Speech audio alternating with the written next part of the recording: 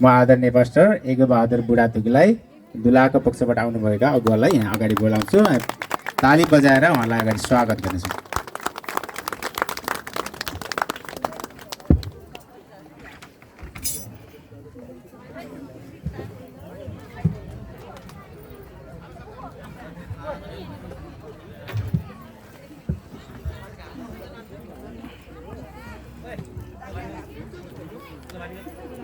विशेष गरी आजको यो उत्सवको दिन, खुसीको दिन, धेरै दिन अगाडिदेखि नै हामीले प्रतीक्षा गरिरहेको दिन, यो विशेष दिनमा हामी छौँ र विशेष गरी केही समय पछाडि पवित्र वैवाहिक सम्बन्धमा बाँधिन तयारी रहनुभएका नवजोडीलाई बधाई ज्ञापन शुभेच्छा प्रकट गर्न आउनुभएका सम्पूर्णलाई मेरो तर्फबाट जय मसी साथै नमस्कार।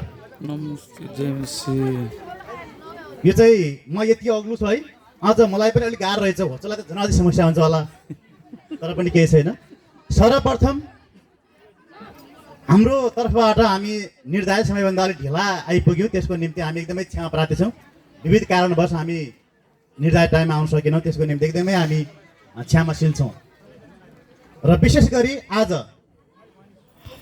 धेरै दिन पहिलादेखि हामीले प्रार्थना गरेर जुन दिनको निम्ति प्रार्थना गरिरहेका थियौँ र त्यो दिनलाई आज देख्न पाएका छौँ, यसको निम्ति सर्वप्रथम यसको श्रेय परमेश्वरले जान्छ। सर्वप्रथम पहिला एकदमै धन्यवाद छ। अनि हाम्रो आराधनामा एकदमै असल तरिकाले डोराउनको निम्ति आराधना हुनुलाई पनि एकदमै धन्यवाद छ। उहाँहरूको जीवनमा परमेश्वरले आशिष दिनुभएको होस्। र विशेष गरी आज यो सन्देश यो अब लगत्तै वैवाहिक बन्धनमा बाँधिनु हुने जोडीलाई हुनेछ। हुन त उहाँको मस्तिष्क अहिले कहाँ छ सो मलाई थाहा छैन, तर म यति बेला चाहन्छु उहाँहरूको मस्तिष्क जहाँ भए तापनि यति बेला सन्देशतिर भएको म चाहन्छु। र सँगसँगै अरूजनाको पनि टाइम पनि अब कतिजनालाई ग्यास्ट्रिकको समस्या होला, कतिजना बिना समस्या होला, त्यसलाई पनि म मध्यनजर गर्नेछु। र मैले भन्न खोजेको कुरा यो आजको जोडीलाई मात्र नभएर तपाईँ जतिजना वैवाहिक सम्बन्धमा बाँध्नु भएको छ उहाँहरूको निम्ति, र अब जतिजना जवान भाइ बहिनीहरू त्यो तयारीमा हुनुहुन्छ, त्यो योजनामा हुनुहुन्छ, त्यसको प्रार्थनामा रहिरहनु भएको छ, उहाँहरूको निम्ति पनि यो सन्देश एकदमै लाभदायक हुनेछ। उहाँहरूको मस्तिष्क उहाँहरूको ध्यान पनि म यहाँ भएको चाहन्छु। र विशेष गरी यो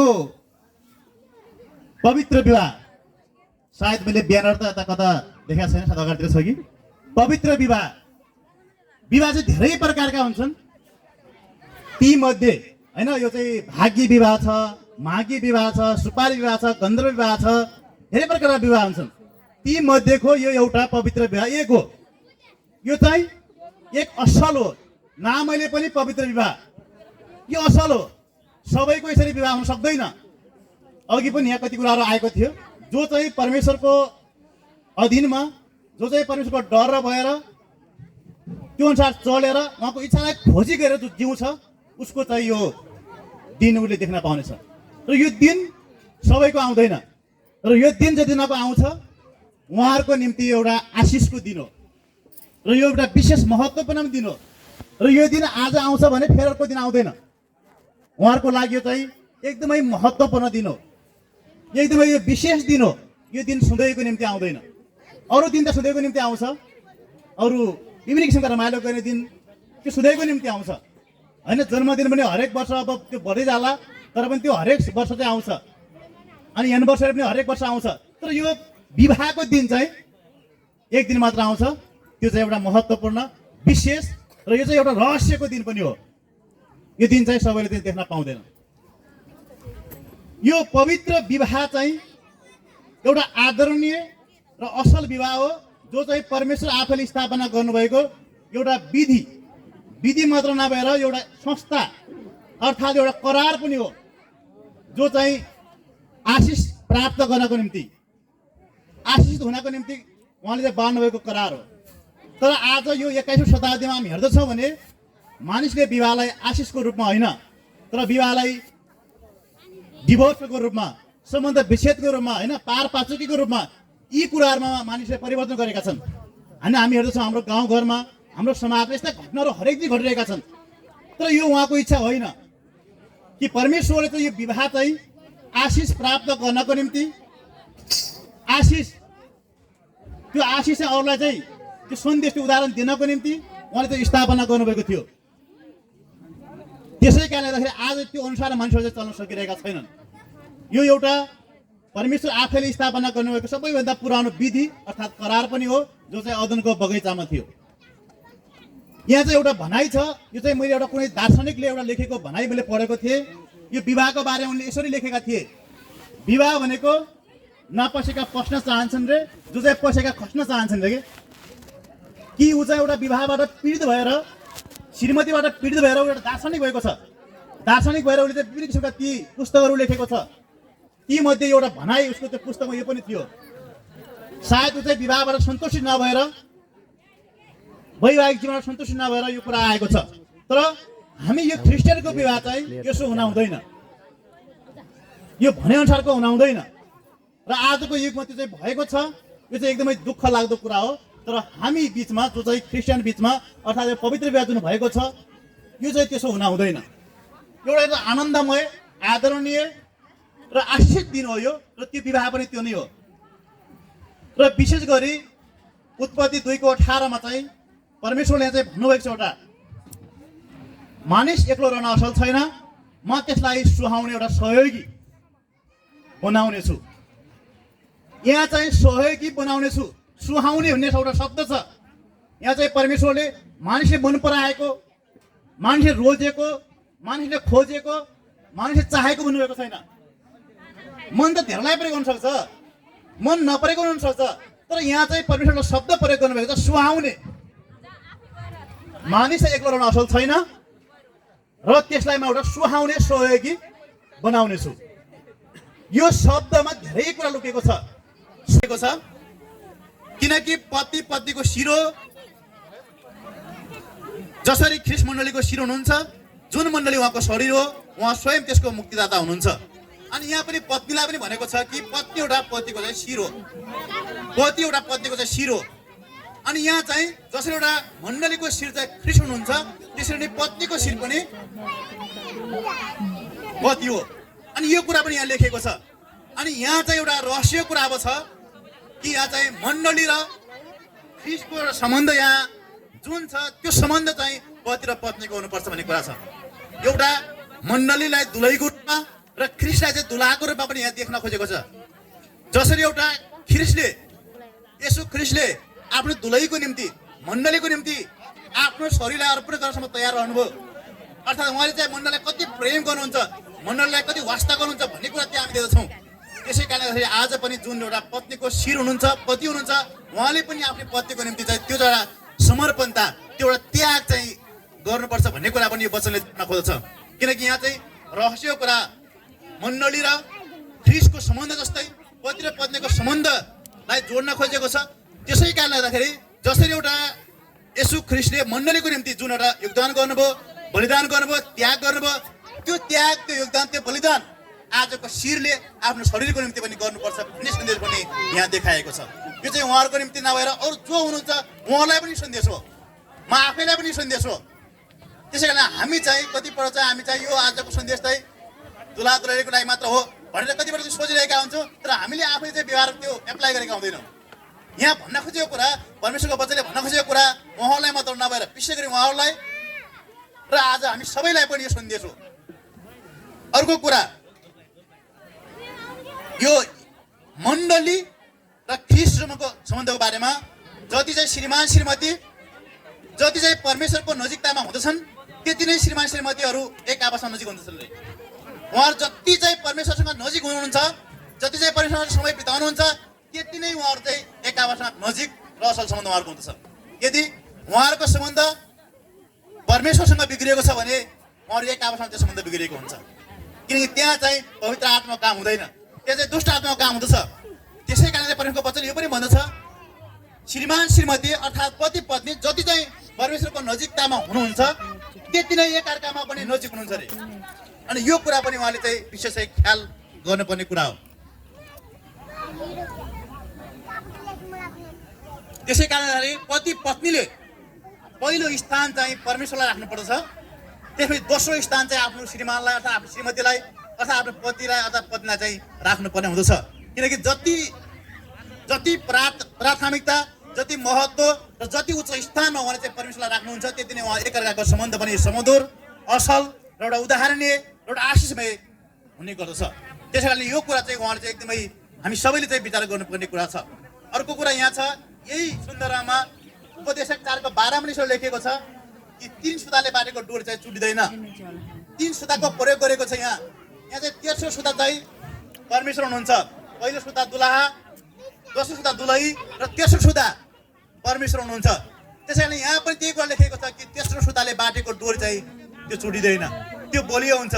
र यो विवाहमा पति पत्नी मात्रै हुनुहुन्छ, यहाँ चाहिँ परमेश्वरको उपस्थिति छैन भने त्यो डोरी चाहिँ दीर्घकालसम्म त्यहाँ रहँदैन, त्यो चाहिँ डुप्लिकेट हुन्छ, त्यो चाहिँ छिटै टुट्छ अर्थात् त्यो चाहिँ चुट्टिन्छ। त्यसै कारणले यो विवाहमा जब यहाँ चाहिँ परमेश्वरको उपस्थिति छ भने यहाँ चाहिँ अब 3 सुता भएको छ।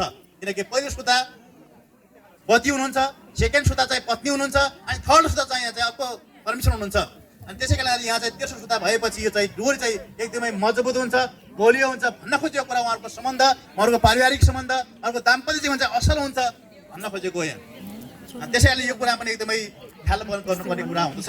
अर्को कुरा चाहिँ उत्पत्ति 2 को 24 र मर्कुस 10 को 8 मा पनि लेखिएको छ कि पति पत्नी अर्थात् श्रीमान श्रीमती एउटै शरीर भन्ने कुरा उल्लेख गरिएको छ।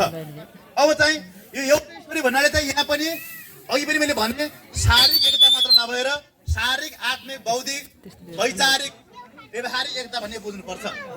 किनकि अब चाहिँ उहाँ चाहिँ हिजोसम्म चाहिँ 2 हुनुहुन्थ्यो, तर आजबाट अब चाहिँ अब केही समयपछि उहाँ चाहिँ 1 हुँदै हुनुहुन्छ। ताकि हिजोसम्म उहाँ चाहिँ दुईटा आफ्नै शरीर थियो, दुईटा फरक फरक शरीर थियो, अब केही समयपछि उहाँको चाहिँ दुईटा शरीरको सम्मिश्रणमा 1 हुँदै हुनुहुन्छ।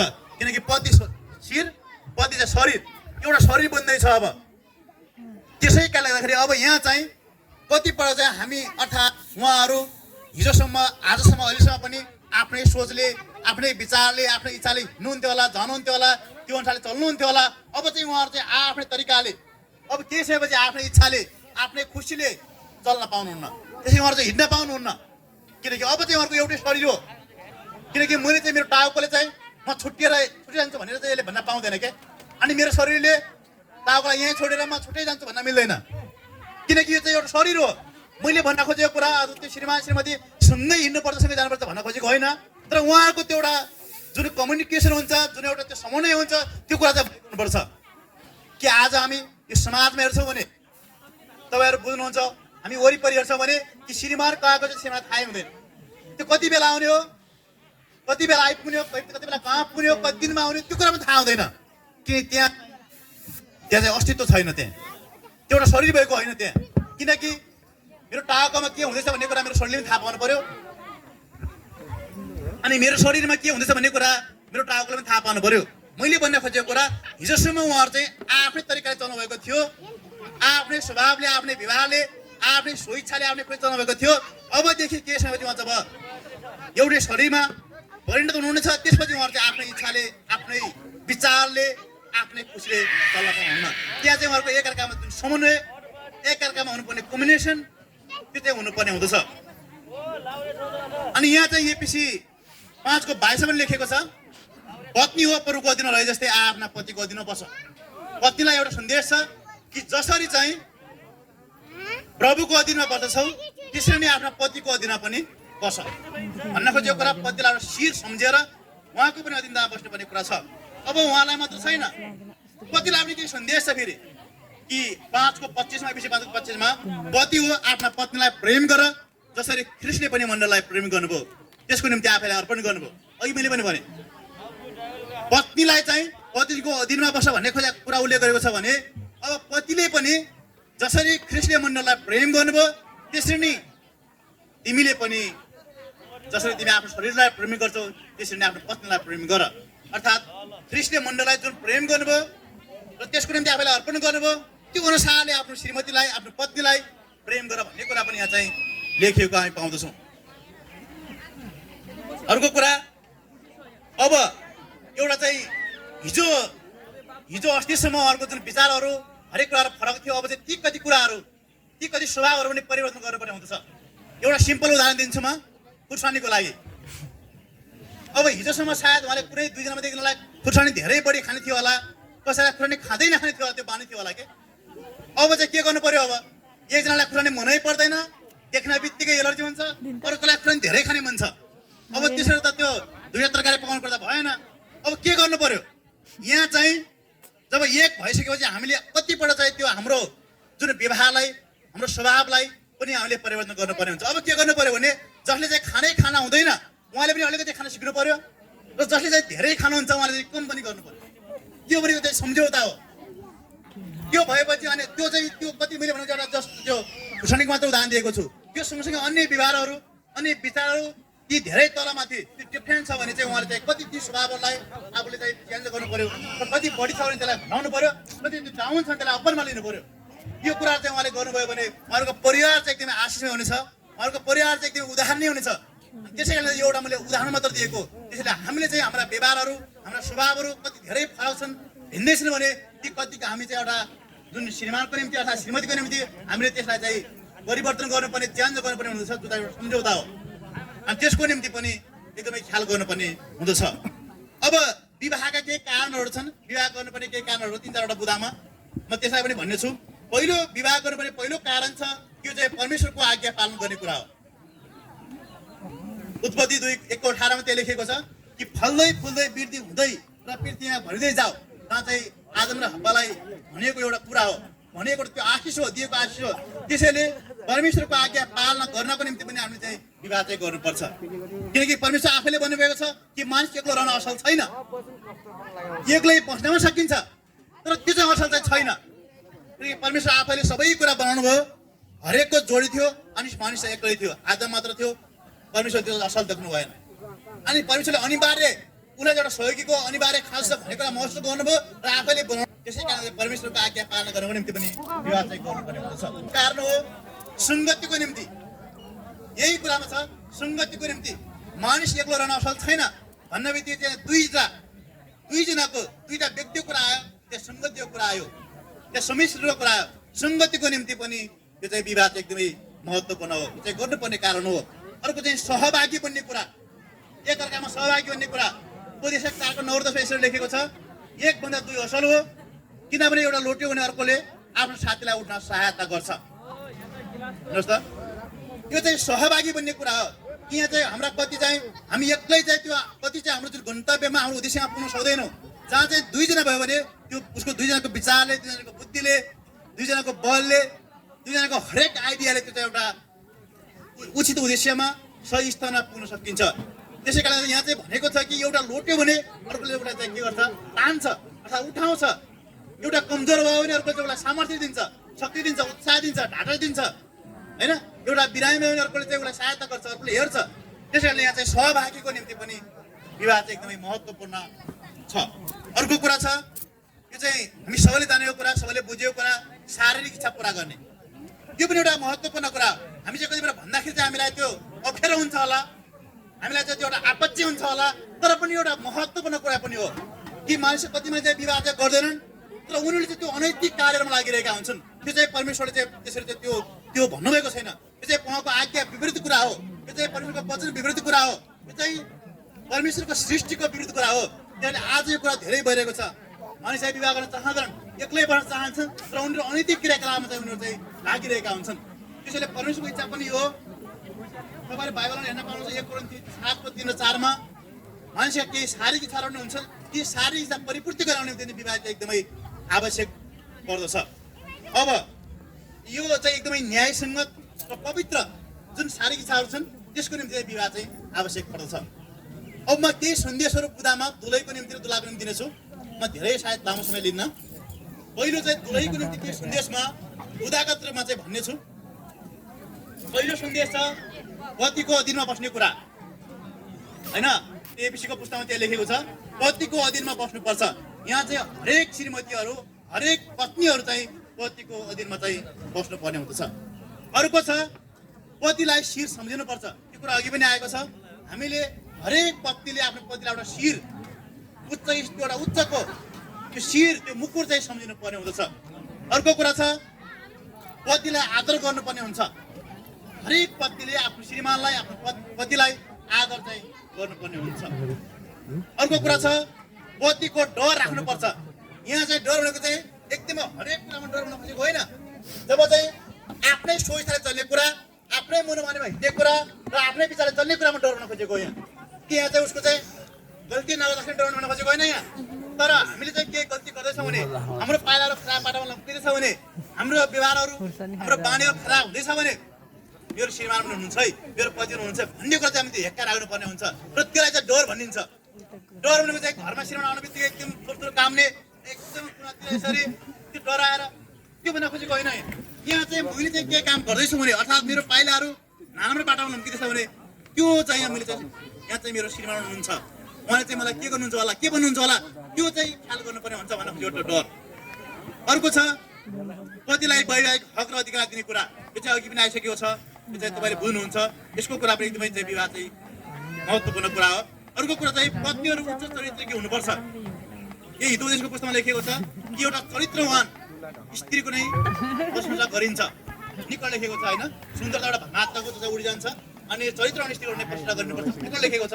त्यही कारण आफ्नो पत्नीहरू चाहिँ एउटा उच्च चरित्रकी व्यवहारहरू स्वभावहरू हरेक किसिमका हुन्छन्, त्यो चाहिँ घरलाई एउटा शोभायमान बनाउने, घरलाई एउटा त्यो चाहिँ एउटा असल तरिकाले सिँगार्ने, घरलाई त्यो एउटा त्यो महार दिने, त्यो वातावरण बनाउने त्यो श्रीमतीको काम हो।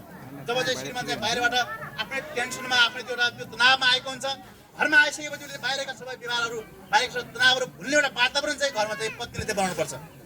कि चाहिँ श्रीमानका बाह्य विभिन्न किसिमका व्यवहारका कुराहरू हुन्छन्, व्यवहारका ती कति कुराहरू तनावहरू हुन्छ, हरेक कुराहरू हुन्छ। तर त्यो तनाव सँगसँगै घरमा आउँदा श्रीमती थप राख्दाखेरि के हुन्छ, धन तनाव थपिन्छ। त्यसैले चाहिँ श्रीमानका विभिन्न किसिमका बाह्य जिम्मेवारीहरू हुन्छन्, बाह्य जिम्मेवारी हरेक तनावहरू हुन्छ, कति कामहरू असफल भएको हुन्छ, कति कामहरू सफल भएको हुँदैन, कति तनावहरू हुन्छ। त्यो तनाव चाहिँ घरमा आएपछि त्यो चाहिँ तनावलाई बिर्सिने वातावरण, त्यो एउटा शान्तिको वातावरण चाहिँ घरमा चाहिँ सृजना गर्ने काम चाहिँ एउटा असल श्रीमतीको एउटा असल पत्नीको चाहिँ हुनुपर्दछ। त्यो चाहिँ चरित्र भन्न खोजेको हो यहाँ। अर्को छ पतिको मुकुट हुनुपर्छ भनेको चाहिँ पतिको मुकुट भनेको चाहिँ जब कुनै पतिले आफ्नो पत्नीलाई हेरेपछि एउटा कुनै गौरव गर्न सकोस्, श्रीमती दिएपछि एउटा गौरवको त्यो महसुस गर्न सकोस्, त्यो चाहिँ मुकुट भन्न खोजेको हो। त्यो चाहिँ त्यसरी नै जब एउटा श्रीमतीले श्रीमानले श्रीमती देख्ने बित्तिकै आफ्नो श्रीमानले एउटा गौरवको अनुभूति, गौरवको महसुस चाहिँ गर्न सक्नुपर्ने हुँदछ। अर्को कुरा आफ्नो जीवनकालभरि पतिको लगाउनुपर्छ होइन। त्यो पुस्तकमा पनि चाहिँ बिहानै उठ्छिन्, आफ्नो परिवारको रेखदेख गर्छिन्, पतिको लागि सेवा गर्छिन् भनेर लेखेको छ। त्यसले चाहिँ हरेक श्रीमतीले आफ्नो जीवनकालभरि नै पतिको भलो हुने काम, कुबल हुने काम होइन कि भलो हुने काम चाहिँ गर्नुपर्ने हुँदछ। त्यो चाहिँ आज हुने दुलैलाई मात्र नभएर हामी हरेक जो श्रीमती हुनुहुन्छ, जो चाहिँ श्रीमती हुने योजना बनाउँछ, त्यो हरेकको निम्ति पनि हो। त्यो हरेक श्रीमतीहरू चाहिँ आफ्नो पतिको चाहिँ भलोको निम्ति चाहिँ ऊर्जाशील भलोको निम्ति चाहिँ त्यो अग्रसर हुने गर्नुपर्दछ।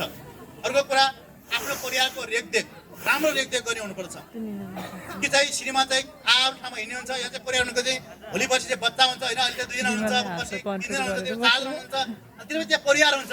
त्यो परिवारको रेखदेख गर्ने काम होइन, छोराछोरीको रेखदेख गर्ने काम, उसको हरेक किसिमका त्यो लालन पालन गर्ने कामदेखि लिएर अनि हरेक काम चाहिँ त्यो रेखदेख गर्ने काम चाहिँ पतिको एकदमै त्यो मुख्य जिम्मेवारी हुनुपर्छ होइन। भन्ने गरिन्छ कि पहिलो पाठशाला, बच्चाको पहिलो पाठशाला परिवार हो। त्यो परिवारको पनि पहिलो टिचर भनेको चाहिँ त्यो आमा हो। पहिलो पाठशाला परिवार हो भने पहिलो शिक्षिका आज आमा हो। त्यसैले त्यो कुरा चाहिँ एउटा असल श्रीमतीले र असल पत्नीले त्यो कुराको चाहिँ ख्याल गर्नुपर्ने हुँदछ। अर्को कुरा छ अन्तिम कुरा, संसारको सबैभन्दा सुन्दर जो मान्छे छ भने त्यो चाहिँ मेरो श्रीमान हुने कुरा बुझ्नुपर्छ। यदि संसारको सबैभन्दा सुन्दर जुन केटा मान्छे छ भने त्यो चाहिँ मेरो श्रीमान हो, त्यो कुरा चाहिँ बुझ्नुपर्ने हुन्छ। आज चाहिँ त्यो कुरा भएको छैन यो समाजमा, यो शताब्दीमा यो कुरा भएको छैन कि मान्छेहरू परपुरुषसँग जानको कारण, अन्य विवाह गर्नको कारण कि उनी चाहिँ संसारको सबैभन्दा सुन्दर केटा मान्छेहरूको मेरो श्रीमान भन्ने कुरालाई बिर्सेका छन्, त्यो कुरालाई उनीहरूले त्यागेका छन् र अन्यको श्रीमानलाई अर्थात् अन्य केटाहरूलाई राम्रो देखेको कारणले चाहिँ आजका विवाह चाहिँ सफल भएका छैनन्। त्यसैले एउटा असल श्रीमतीले र असल पत्नीले यो कुरा विचार गर्नुपर्ने हुन्छ। हरेक ठाउँमा जाँदाखेरि, हरेक कुरा गर्दाखेरि र हरेक ठाउँमा श्रीमान हुँदा या श्रीमान नहुँदा, श्रीमानको उपस्थितिमा अर्थात् श्रीमानको अनुपस्थितिमा, ती दुवै कुरामा चाहिँ एउटा असल श्रीमतीले संसारको सबैभन्दा सुन्दर केटामा जो छ भने त्यो चाहिँ मेरो श्रीमान हो भन्ने कुरालाई चाहिँ ख्याल गर्यो भने त्यो विवाह चाहिँ कहिल्यै पनि त्यो चाहिँ गलत हुँदैन, त्यो विवाह चाहिँ कहिले पनि असल हुँदैन, त्यो विवाह चाहिँ सधैँ सफल हुन्छ। यो कुरा चाहिँ बुझ्नुपर्ने कुरा हो। अब चाहिँ दुलहाका लागि पनि केही सन्देश छ। सायद अब दुलहाले चाहिँ अब मैले त केही पनि गर्नुपर्ने रहन्छ, दुलैले मात्र सबै कुरा गर्नुपर्ने छ भने मक्ख पर्नु भएको छ होला। कतिजना दुलाहरू चाहिँ त्यसरी मौका परेका छौँ होला तर उहाँहरूको पनि जिम्मेवारी छ दुलाको पनि आफ्नो जिम्मेवारी छ दुलाको पनि आफ्नो एउटा त्यो जुन एउटा गर्नुपर्ने कर्तव्य छ त्यो पनि म तपाईँहरूलाई चाहिँ यहाँ चाहिँ आजको निम्ति हामीले दुलाहालाई अनि म त्यो कुरा पनि म भन्नेछु पहिलो कुरा हो पत्नीलाई आफ्नो शरीरलाई जस्तै गरेर आफूलाई जस्तै गरेर प्रेम गर्ने कुरा यो चाहिँ अघि पनि मैले पढेँ एपिसीको 5 को 25 मा छ त्यो चाहिँ मुखले मात्र होइन फेरि मुखले भन्नलाई केही छैन होइन मुखले म तिमीलाई धेरै माया गर्छु धेरै प्रेम गर्छु एकदम त्यो भन्नलाई केही छैन त्यो जहिले पनि मन सक्छ तर त्यो प्रेम चाहिँ व्यवहारमा देखिनुपर्छ प्रमाण त हुनु पर्यो नि प्रुफ त हुनु पर्यो नि होइन मैले कसैलाई प्रेम गर्छु भने त्यसको प्रुफ के त किनकि ख्रिस्टले चाहिँ यसो ख्रिस्टले उहाँको शरीरलाई उहाँको यो दुलहीनलाई उहाँको मुण्डलाई कति प्रेम गर्नुहुने प्रमाण छ नि यसो ख्रिस्ट आफै चाहिँ के गर्नुभयो आफैले अर्पण गर्नुभयो मर्नुभयो रगत बगाउनु भयो त्यो प्रमाण छ नि त्यहाँ त्यसरी नै एउटा श्रीमानले एउटा असल पतिले आफ्नो पतिलाई कति प्रेम गर्छ कति चाहिँ आफैलाई जस्तै वास्ता गर्छ फिक्री गर्छ भन्ने कुरा चाहिँ मुखले मात्र नभइकन व्यवहारिक रूपमा पनि त्यो कुरा चाहिँ प्रमाणित चाहिँ गर्नुपर्छ अनि त्यो भयो भने चाहिँ एउटा असल दाम्पत्य जीवन चाहिँ हुँदछ अर्को कुरा पत्नीलाई चाहिँ पालन पोषण गर्नुपर्ने हुन्छ अनि एपिसी 5 को 29 कुरा लेखिएको छ पालन पोषण भन्न खोजेको कुरा अब आफैले हैन खाना खाइदिनेदेखि लिएर त्यो हरेक कुरा भन्न खोजेको होइन यहाँ चाहिँ एउटा हाम्रो नेपाली समाजको कुरा पनि एउटा एकदमै महत्त्वपूर्ण कुरा छ कि हामीले छोरी दिइसकेपछि अर्थात् घरको छोरी ल्याइसकेपछि एउटा श्रीमानले चाहिँ पाल्नुपर्छ भन्ने कुरा हामी हरेकको कन्सेप्ट छ त्यो चाहिँ शिक्षित परिवारमा होस् अथवा अशिक्षित परिवारमा होस् त्यो चाहिँ एउटा जागिरी खाने केटी मान्छे जागिरी खाए तापनि होइन त्यो चाहिँ एउटा अधिकृत अथवा त्यो सचिव सहसचिव मुख्य सचिव भए तापनि त्यसको मतलब छैन तर पनि श्रीमानले चाहिँ श्रीमतीलाई पाल्नुपर्छ पतिले चाहिँ पाल्नुपर्छ भन्ने कुराको त्यो मानसिकता हाम्रो समाजमा छ त्यो कुरालाई पनि हेक्का राखेर चाहिँ एउटा श्रीमानले एउटा पतिले चाहिँ आफ्नो श्रीमतीलाई चाहिँ उचित पालन पोषण चाहिँ गर्नुपर्ने हुँदछ अर्को कुरा अघि जस्तै कुरा पतिलाई वैवाहिक हक अधिकार दिने कुरा पनि यहाँ चाहिँ त्यो कुरा पनि एउटा श्रीमानले एउटा पतिले सोच्नुपर्ने कुरा हुन्छ अर्को कुरा पति आफ्ना पत्नीप्रति चाहिँ विश्वासयोग्य हुनुपर्छ हिन्दूपति 21 को 11 लेखेको छ श्रीमान अर्थात् पति चाहिँ आफ्नो पत्नीप्रति चाहिँ विश्वासयोग्य हुनुपर्छ ताकि हामी जहाँ जाँदाखेरि पनि जुन ठाउँ जाँदाखेरि अर्थात् श्रीमान जहाँ जाँदाखेरि पनि आफ्नो श्रीमानले श्रीमतीले चाहिँ हरेक कुरामा चाहिँ हिसाब किताबको कुरामा होस् हरेक कुरामा चाहिँ पारदर्शी हुनुपर्छ ताकि श्रीमतीले चाहिँ हरेक कुरामा उसले विश्वास गर्नु सक्छ होइन हाम्रो समाजमा कति कुरा छ भने श्रीमानले चाहिँ आफै व्यवहार गरिरहेको हुन्छ त्यो श्रीमती के सोद्धाखेरि यसो हिसाब किताब कुरा के सोद्धाखेरि तँलाई के मतलब मैले आफू तर्कले मिलाउँछु त्यो कति मान्छे त्यो कुराहरू प्रयोग गरेका हुन्छन् तर त्यो ठिक होइन हामीले घरमा भएको हरेक हिसाब किताबदेखि हरेक कुरा चाहिँ त्यो कुरा चाहिँ एउटा श्रीमान श्रीमतीको बिचमा पारदर्शी चाहिँ हुनुपर्छ विश्वासयोग्य चाहिँ हुनुपर्छ तर हाम्रो समाजमा त्यो कुरा भएको छैन कि चाहिँ श्रीमती श्रीमानलाई कुनै कुरा सोध्दै नहुने होइन ताकि यो कुरा चाहिँ मेरो जिम्मेवारी हो मैले गरेको काम त्यसलाई किन शब्दहरू चाहिँ हाम्रो कति चाहिँ त्यस्तो कुराहरू भइरहेको हुन्छ तर यो कुरा होइन जब श्रीमान श्रीमती भइसकेपछि जब एउटै शरीर भइसकेपछि त्यो एउटा पनि दुःखहरूलाई पनि दुःख हो त्यसैले त्यो कुरामा चाहिँ एउटा चाहिँ हिसाब किताबदेखि लिएर हरेक कुरामा चाहिँ एउटा श्रीमान चाहिँ विश्वासयोग्य चाहिँ हुनुपर्ने हुन्छ आफ्नो जीवनकालभरि नै पत्नीलाई फलो गर्नुपर्छ अघि चाहिँ मैले भने जस्तै पतिले भने जस्तै एउटा पतिले के अरे पत्नीलाई भने जस्तै पतिले पनि आफ्नो जीवनकालभरि पतिको चाहिँ के अरे पत्नीको चाहिँ फलो गर्नुपर्छ अर्को चाहिँ ससाना कुराहरूमा ख्याल गर्ने भनेको मतलब यहाँ चाहिँ के कुराहरू छ जन्मदिन अथवा क्रिसमस अनि अब एनिभर्सरी हरेक कुरा यस्ता कुराहरू हुन्छ यस्ता कुरामा चाहिँ उपहार दिनेदेखि लिएर हरेक कुरा यसो गऱ्यो भने किनकि एउटा केटी मान्छेहरू साना कुरामा पनि एकदमै खुसी हुने भएको हुनाले चाहिँ हामी चाहिँ केटा मान्छे त्यो थाहा हुँदैन कि त्यो सानातिना कुरा हामीलाई वास्ता हुँदैन तर पनि उनले चाहिँ त्यो चाहन्छन् कि होइन मेरो श्रीमानले यो गरे हुन्थ्यो यो गरिदियो हुन्थ्यो भने उनले चाहन्छन् व्यक्त नगर्दा पनि मुखले चाहिँ व्यक्त नगर्दा पनि भन्न नसक्दा पनि उनले चाहिँ त्यो चाहेका हुन्छन् तर त्यो चाहिँ श्रीमानले चाहिँ बुझ्नुपर्ने कुरा हुन्छ कति क्रिसमसमा अब होइन न्यु इयरमा अनि त्यसपछि अब एनिभर्सरीमा जन्मदिनमा यी कुराहरू चाहिँ हामीले चाहिँ अलिकति यसो सरप्राइज रूपमा हरेक कुरामा एउटा गिफ्टहरू दियो भने पनि उनीहरू चाहिँ एउटा मलाई चाहिँ यो श्रीमानले चाहिँ मलाई वास्ता गर्ने चाहिँ प्रेम गर्ने चाहिँ त्यो कुरा एउटा खुसी हुने एउटा त्यो कुरा पनि त्यहाँ हुन्छ अनि त्यो कुरा पनि चाहिँ याद गर्नुपर्ने कुरा हुन्छ अब मैले अघि भने जस्तै गरेर एउटा असल एउटा पतिले एउटा असल श्रीमानले यो कुरा विचार गर्नुपर्ने हुन्छ कि संसारको सबैभन्दा सुन्दर स्त्री मेरो श्रीमती हो होइन पत्नीले चाहिँ सुन्दर श्रीमान संसारको सुन्दर पुरुष चाहिँ मेरो श्रीमान हुने कुरा बुझे जस्तै गरेर र पतिले पनि संसारको सबैभन्दा सुन्दर स्त्री भनेको चाहिँ मेरो श्रीमती हो भन्ने कुरा बुझ्नु तर आज यो कुरा चाहिँ एकदमै अभाव भएको छ कि अरू स्त्री तर स्त्रीलाई मान्छेले मन पराएका छन् र स्त्रीलाई मान्छेले हँगालेका छन् आफ्नो श्रीमतीलाई चाहिँ मान्छेले व्यवस्था गरेका छन् तर त्यो चाहिँ उनले चाहिँ त्यसको विवाहको रहस्य विवाहको आवश्यकता त्यो विवाह चाहिँ आज भ्यालुलेस भएको छ विवाहको कुनै स्थानै छैन विशेष गरी चाहिँ आज मान्छे विवाह गर्छ भोलि डिभोर्समा हुन्छ पछि केही कुरा हुन्छ त्यसैले आज संसारमा आज मण्डलीमा पनि त्यो कुरा एकदमै विवाहको भ्यालुलेस भएको छ तर चाहिँ यो चाहिँ महत्त्वपूर्ण आशिषको उदाहरणीय त्यसै कारण चाहिँ पत्नीले पनि एउटा संसारको सबैभन्दा सुन्दर स्त्री चाहिँ मेरो श्रीमती हो भन्ने कुरा चाहिँ एउटा हेक्का त्यसै कारणखेरि जसरी मैले अघि सुनाउँ भनेको थिएँ कि परमेश्वरले मानिसलाई के अरे सुहाउने सहयोगी बनाउने छु भन्ने कुरा उहाँले भन्नुभएको छ।